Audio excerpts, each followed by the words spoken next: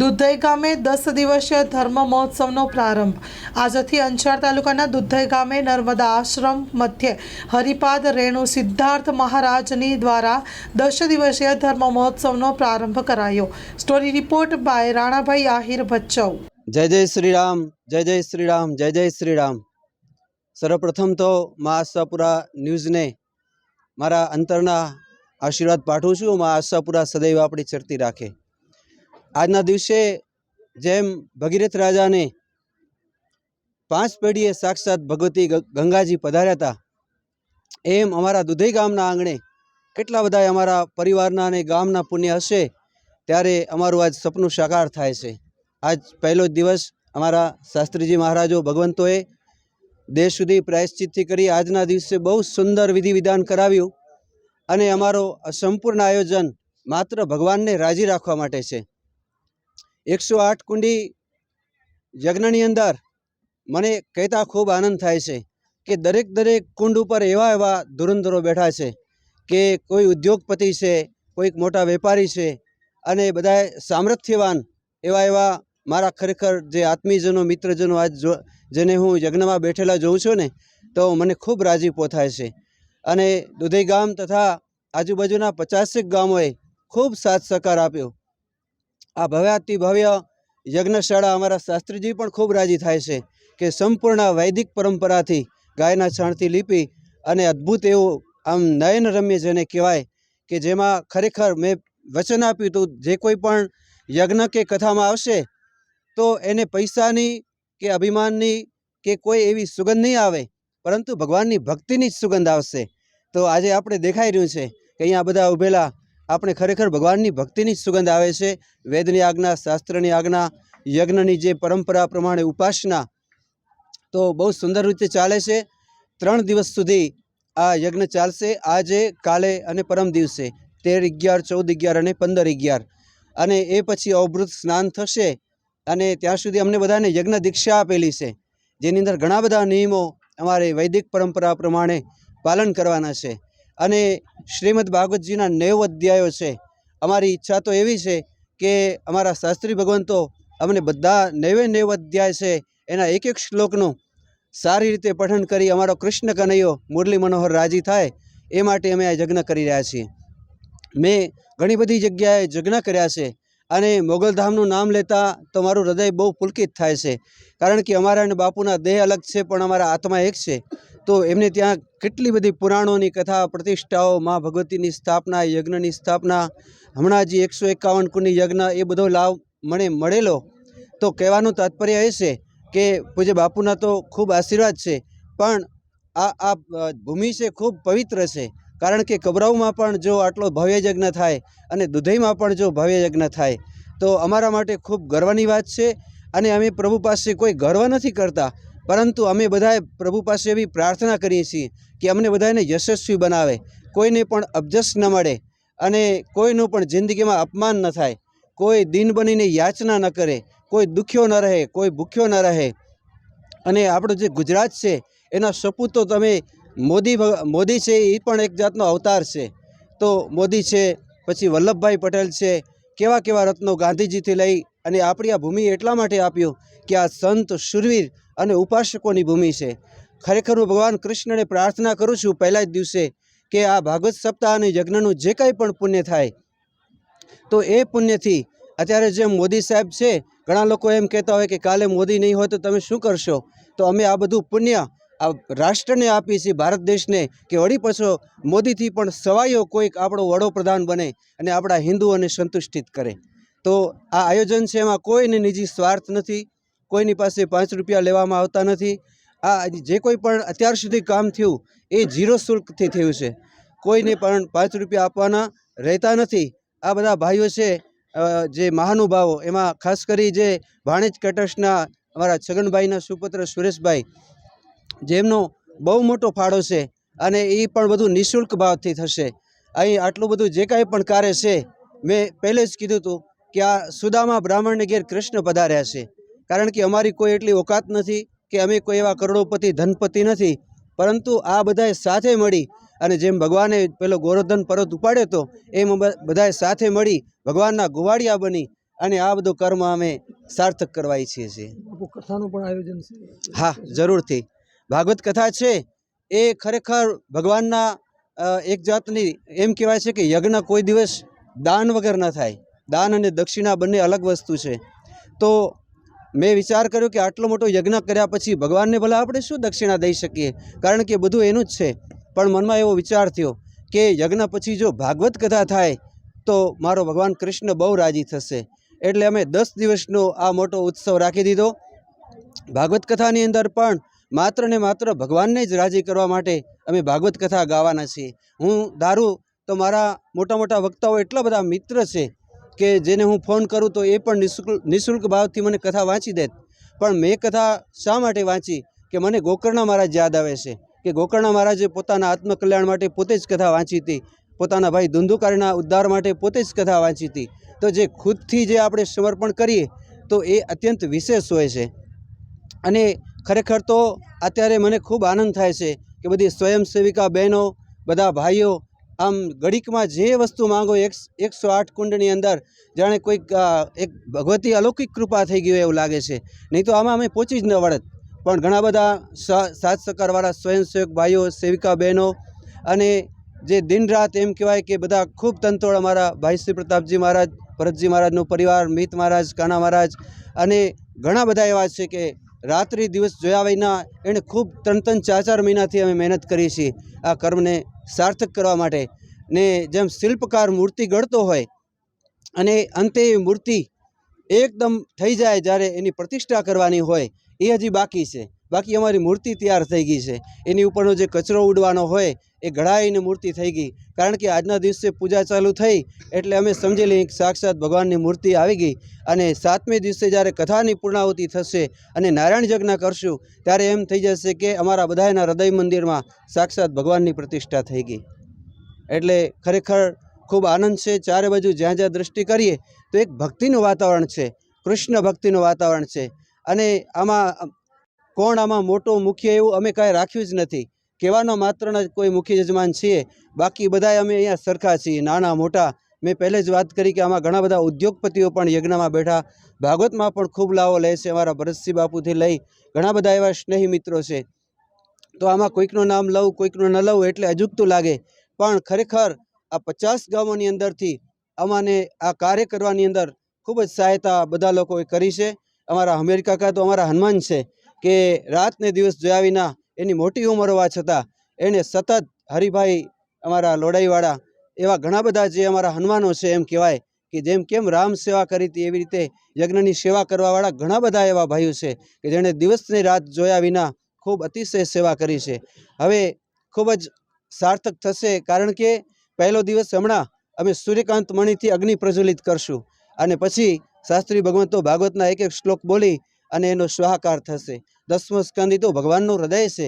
ભાગવતના શ્લોકો, ભાગવત તો આપણે હજારો વખત સાંભળી હશે, પણ ભાગવતના શ્લોકોથી યજ્ઞ મેં હજી આવડી મારી મોટી ઉંમરમાં કર્યો પણ નથી અને ક્યારેય સાંભળ્યું પણ નથી. તો અમને ખૂબ આનંદ થશે કે આવું એક સારું શ્રેષ્ઠ કર્મ જે ખરેખર થાય છે. વૈદિક પરંપરા છે કે નહીં એ મને ખબર નથી, પરંતુ મને એટલી જરૂર ખબર છે કે 10મા સ્કંદથી ભગવાન બહુ રાજી થાય અને અમારું બધું જ કામ ખરેખર ભગવાનને રાજી કરવા માટે જ છે. તો આપનો બીજો કંઈ પણ પ્રશ્ન હોય તો પૂછો આપ.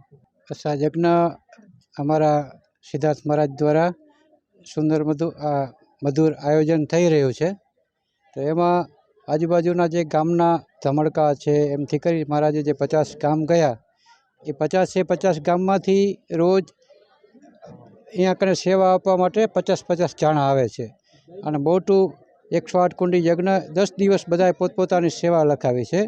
તેમાં આજુબાજુના બધા ગામ પણ આવી જાય, પણ ઢોરી, સુમરાસર, વીરા, વલાડિયા, સંઘળ દૂર દૂરથી પણ અહીંયા કને સેવાના નામ લખાવી ગયા છે. અને ખૂબ મોટું આયોજન છે. 10 દિવસનું ભાગવત સપ્તાહનું આયોજન છે. અને બાજુમાં સુંદર મજાનું 5 એકરમાં રસોડું બનાવેલું છે. ત્યાં કને બધા આનંદથી ભોજન લે અને બધાએ આ કથામાં અને યજ્ઞમાં પધારે એવું હું પ્રતાપ મહારાજ બધાને આમંત્રિત કરું છું. કે આ જે મહારાજે કહ્યું કે ભગીરથે જેમ ગંગા ઉતારી હતી એમ અમારી પણ 7 પેઢીનું પુણ્ય જ્યારે ભેગું થયું હશે ને ત્યારે આ કર્મ થયું હશે.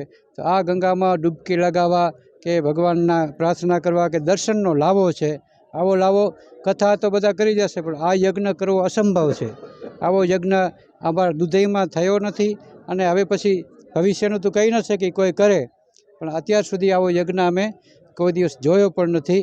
અને આવો જે વિચાર મહારાજને આવ્યો અને અમે બધાએ એક સાથે મળી અને સુંદર મજાનું આયોજનને દીપાવવાની કોશિશ કરીએ છીએ અને બધાએ જે સાથ સહકાર આપે છે એ બધાનો ખૂબ ખૂબ અભિનંદન આભાર માનીએ છીએ.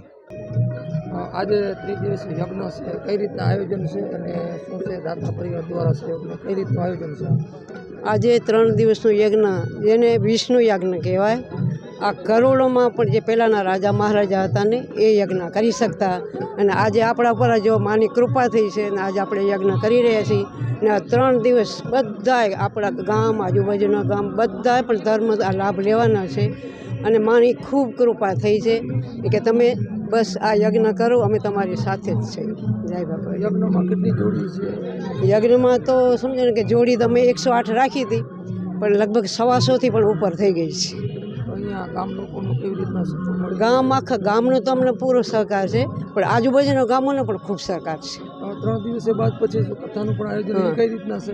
3 દિવસ આપણે યજ્ઞ પૂરું થઈ જાય એટલે 16 તારીખથી આપણે શ્રીમદ ભાગવત છે એટલે 22 તારીખ સુધી આપણે એ ભાગવત ચાલુ રાખવાની છે. એમાં પણ ખૂબ પોથીના પણ નામ આવી ગયા છે યજમાનોના.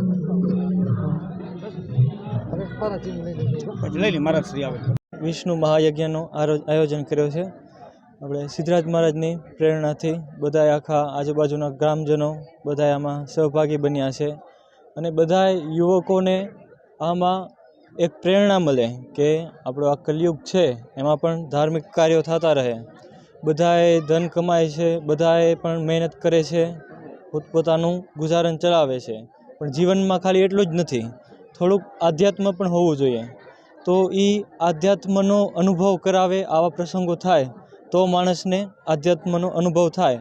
તો એકવાર માણસને જે આની ખબર પડે કે આવું બધું છે ને એને જે મજા આવે એમાં અંદરથી જ એની જે આત્મા તૃપ્ત થાય એનાથી એ આવા બીજા કાર્યો કરવામાં એને પ્રેરણા મળે અને બીજા જ્યાં કાર્યો થતા હોય ત્યાં જઈ સેવા આપવાનું કે કાંઈ પણ એવું એને અંદરથી એનો એવો ભાવ પ્રગટ થાય. તો આ એક કાર્ય થયું એવું નહીં, આ એક કાર્યથી બીજા અનેક કાર્યો છે એ પ્રેરણા એને મળશે. આવા કાર્યોને જોઈને જે અહીંયા કને આવે ભક્તો એ બધા જોવે તો એમને પણ ભગવાનની કૃપાથી કાંઈ પણ એમના ઘરે પ્રસંગોને એવું બધું કરાવે તો એમને આ પદ્ધતિસર બધું કર્યું છે. તો એ આ જોઈને એમને પણ ખબર પડે કે આપણા વૈદિક ધર્મમાં આવું છે, આપણે કથાઓ થતી હોય તો આપણા પુરાણોમાં શું છે. આપણા જે વર્ષો પહેલાં ઋષિમુનિઓ હતા તો એમને શું કર્યું એ આજનો યુવાન ખબર એને નહીં પડે. કેવી રીતના પડશે? જ્યારે આવી કથા હવન થશે તો એ જે પુરાણોનું છે પઠન થશે અને જે વક્તા છે, આચાર્યો છે, શ્લોક બોલે એમના જ્યારે કાનમાં જશે તો એમને એ અર્થ સમજાશે કે આપણા આ જે પૂર્વજો હતા એ શું કર્યું હતું એમને અને એમને બધું શું હતું. આખી કથા સાંભળે તો એમને એમનું જ્ઞાન મળે. બાકી અત્યારે યુટ્યુબ આ તે બધું એ છે પણ જે એ જોઈ અને જે અનુભવ મળે એ મોબાઈલમાંથી તો ન જ મળે. હાલો ડિજિટલનો યુગ છે તો મોબાઈલમાં જોતા હોય, ટીવીમાં જોતા હોય તો એ એક સારું માધ્યમ છે, બધા કને પહોંચી જાય. પણ જે એનો આપણે જે કોઈ પણ છે ઓરિજિનલ સ્વાદ લેવો હોય તો કેમ ચાખવું જ પડે. તો એમ આ જે યજ્ઞનો છે એનો જે ઓરિજિનલ લાવો લેવો હોય તો અહીંયા આવવું પડે અને જો એ સાંભળે તો એને એનો જે છે મૂળ ફળ તો મળે. બાકી એનો જોઈને આખો ભક્તિ કરતા હોય તો એમને મળતું જ હોય પણ આનું જે ફળ છે એ 1000 ગણું છે.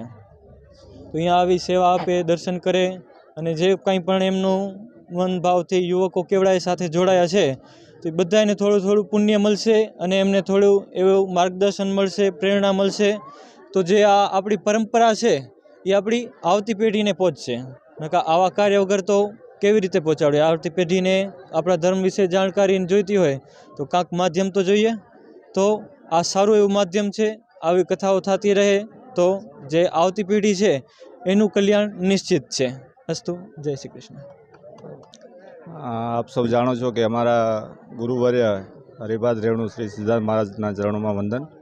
અને આજ આપ જોઈ શકો છો કે સવારથી જ આ યજ્ઞનો પ્રારંભ થયો ત્યારથી અમે મંડપમાં બેઠા છીએ ત્યારે તો અમને એવું લાગે છે કે અમે અહીંયા ઘરે જ બેઠા છીએ અને પોતિકાપણાનો અમને આમ અનુભવ થાય છે. અને મહારાજશ્રીના જે આયોજન છે ખરેખર હમણાં સ્મિત મહારાજે કીધું કે અત્યારે સોશિયલ મીડિયાના આ માધ્યમથી આપણે દરેક જગ્યાએ ફક્ત 1 મિનિટમાં કે સેકન્ડમાં પહોંચી શકીએ છીએ. તો એમના શબ્દોમાં કહીએ અને તો મારા શબ્દોમાં કહીએ તો કે એ સોફ્ટ કોપી કહેવાય. તમે કદાચ તમે એને લાઇક કરો ગમે તેમ, પણ અહીંયા આવો એટલે હાર્ડ કોપી કહેવાય. તમે સાક્ષાત એમનો અનુભવ કરો. આપણે પ્રાચીન યુગમાં જે સંસ્કૃતિ આપણી હતી અને એ સંસ્કૃતિને આજે કડીકાળમાં એટલે કે અર્વાચીન યુગમાં આપણે એનું રૂપાંતર કરી રહ્યા છીએ. ત્યારે મહારાજશ્રીનું જે આ ભવ્ય આયોજન છે અને એમાં મેં ગઈકાલે જે એક પ્રેસ નોટ અમે આપી છે અને કદાચ આવતીકાલે પણ આવી છે કે એમાં કોઈ યજમાન મહારાજશ્રી બધા સરખા છે. બધા મહારાજશ્રીના બધા 5 આંગળીઓ એમના માટે સરખા છે અને બધા પર એટલા જ આશીર્વાદ છે, નાના હોય કે મોટા હોય. તો આ ભવ્ય આયોજન માટે અને દિવ્ય આયોજન માટે ખરેખર મહારાજશ્રીને અમે વંદન કરીએ છીએ. પ્રતાપ મહારાજ છે, સ્મિત મહારાજ છે અને આપણા કાના મહારાજ અને મિત મહારાજ. અને હમણાં એમને કીધું કે જે સેવકો છે એ હનુમાનજીની જેમ સેવા કરે છે. તો ખરેખર એમને ધન્યવાદ છે કે એક જ એમની ખાલી એમને આ એક કીધું કે ભાઈ સંદેશ આપ્યો કે તમારે આવવાનું છે. તો આજુબાજુના બધા ગામમાં રહે એમ અમારું ગળપાદર એમનું પોતીકું ગામ છે મહારાજશ્રીનું. તો એ ગળપાદર પણ અમને કીધું મહારાજશ્રીને કીધું કે અમે પણ તમારે એક દિવસ આપજો. તો ગળપાદરના જે અમારા જે 50 સ્વયંસેવકો છે એ આવશે, સેવા આપશે. અને જે ધર્મનું કાર્ય છે આપણે કહી છીએ કે પ્રાચીન યુગમાં થતું હતું અને સનાતન ધર્મના આપણે પ્રસાર પ્રચાર માટે અને સૌ સમાજ 18 વર્ણ મતલબ કે એક બને અને નેક બને અને રાષ્ટ્રના નિર્માણ માટે આપણે કંઈક કરી શકીએ. અને એ માટે ખરેખર મહારાજશ્રીનું હું વંદન કરું છું. અને આ કથાના આયોજનથી આપણો ધર્મ અને ધર્મનો પ્રચાર અને પ્રસાર થાય. અને આપણું જે સ્મિત મહારાજે બહુ સરસ મજાનું કીધું. એમને નાના છે પણ એમની વાણીમાં ખરેખર આમ કંઈક તત્વ રહેલું છે. મને પણ પ્રભાવિત કર્યું છું. દિલથી એમને વંદન કરું છું કે ખરેખર આજનો યુવાન જે છે એ બાજુમાં આરતી થતી હોય અને વોટ્સઅપમાં જોતો હોય તો આરતીમાં ના આવે. તો અમે ઘણીવાર કીધું છે કે જે આરતીની ઇલેક્ટ્રિક આરતીની શોધ એટલા માટે કરવામાં આવી મેકડોનાલ્ડ નામના વૈજ્ઞાનિકે કે ભારતમાં જો આપણે એકતા રાખવી હશે તો એક ધર્મ જ એવો છે કે એના કારણે એ લોકો એક થઈ શકશે. આપણે ગણેશ પૂજા છે, ગણેશ વિસર્જન આ તે બધું કરીએ છીએ. તો એક એવો જ ધર્મ છે કે ધર્મના આધારે જ બધા એક થઈ શકશે ભારતમાં સંસ્કૃતિ માટે. તો ફરીવાર મહારાજશ્રીનું ખરેખર આ ભગીરથ કાર્ય છે અને બધા પોતાનું સમજીને બધા કરે છે. એટલે અમારે પોતિકા પણ લાગે છે બધા બેઠા છે એ બધા ભાવિકોને એવા આપણે આજે એવો બધો અમને અનુભવ થયો પહેલા જ દિવસે કે ખરેખર આ એક ભવ્ય આયોજન છે. અને આ આયોજનના માધ્યમથી આખા સમગ્ર હું એમ નથી કહેતો કે કચ્છમાં પણ દુધોઈ પણ આપણે દુધેશ્વર મહાદેવ શ્રી ચરણમાં, મા અંબાના ચરણમાં, મા અંસોયા માતાજીને વંદન કરું છું. ખરેખર એમના દિવ્ય આશીષથી આ શક્ય બન્યું છે. માતાજીના આમાં બધા ઉપર આશીર્વાદ રહે અને બધાએ બેઠા છે જે દરેક આમાં જે પણ બેઠા છે અને એના સાથે આવ્યા છે ખરેખર એ પણ એટલા જ સહભાગી છે. ઘણીવાર આપણે જોઈએ છીએ કે માતાના મઢ આપણે જતા હોય અને જે થોડે અંતરે આપણે જે કેમ્પો લાગેલા છે ખરેખર એ સેવાર્થીઓનું હું વંદન કરું છું. કારણ કે આજે અને સૌથી વધારે ઘણીવાર એવું કહેતા છે કે ભાઈ આ તો આ રીતે છે, પણ એવું નથી. આપણે સકારાત્મક જોઈએ છીએ કે ગમે એટલી સેવા કરો પણ પગ તો પોતાના જ હોય, ચાલવું પોતાને જ પડે છે. એટલે ખરેખર એ ભાવિ ભક્તો જે ચાલીને જાય છે કોઈ દિવસ એટલે એમની કારથી નીચે એનો પગ વ્હીકલથી નીચે ના આવે. ગૌ સેવા દાન એ જ શ્રેષ્ઠ દાન. તારીખ 29/10/2024 ધનતેરસ આસો વદ તેરસથી હોળી ફાગણ સુદ પૂનમ સુધી બીમાર, અપંગ, અબોલા જીવોને સવારના શીરો મીઠાઈનું જમણ એક ટાઈમના ₹5100, સાંજના ખોળ, ભૂસો અને સૂકો ચારોનું જમણ એક ટાઈમના ₹5100. પાંગડા ઘરના સમસ્ત જીવોને સવારના એક ટાઈમ શીરો જમણના ₹15000, સાંજના ખોળ, ભૂસો અને સૂકો ચારાનું જમણ એક ટાઈમના ₹15000. આપના ઘરમાં જન્મદિવસ, લગ્ન દિવસ, વડીલોની યાદોનો દિવસ, આપના ઘરે લગ્ન પ્રસંગે અથવા તો અન્ય શુભ પ્રસંગે માતાજીના નૈવેદ્ય જુહારમાં આપ અબોલા જીવોને જરૂર યાદ કરશો. ભૂતળીનો સૂકો ચારો અને નીલા ચારાની નિર્ણય આવકાર્ય. ખાસ નોંધ, એક ગાયને 11,000માં દત્તક લેનારનું તેમજ 15,000 જમણના દાતાનું નામ 1 વર્ષ સુધી ગૌશાળાના બોર્ડ તકતી ઉપર રાખવામાં આવશે. તલકચંદ લીલાધર દેઢિયા, મણિલાલ ભાણજીભાઈ અમૃતિયા, કિરીટસિંહ ખુમાનસિંહ જાડેજા, કલ્યાણજીભાઈ ગાજપરિયા, જીવદયા ગ્રુપ પિયાવા માંડવી, હરિસિંહ ભીખુભા જાડેજા, પોપટલાલ મગનલાલ કુરિયા, વિક્રમસિંહ જીવુભા રાઠોડ. ગૌ સેવા દાન એ જ શ્રેષ્ઠ દાન.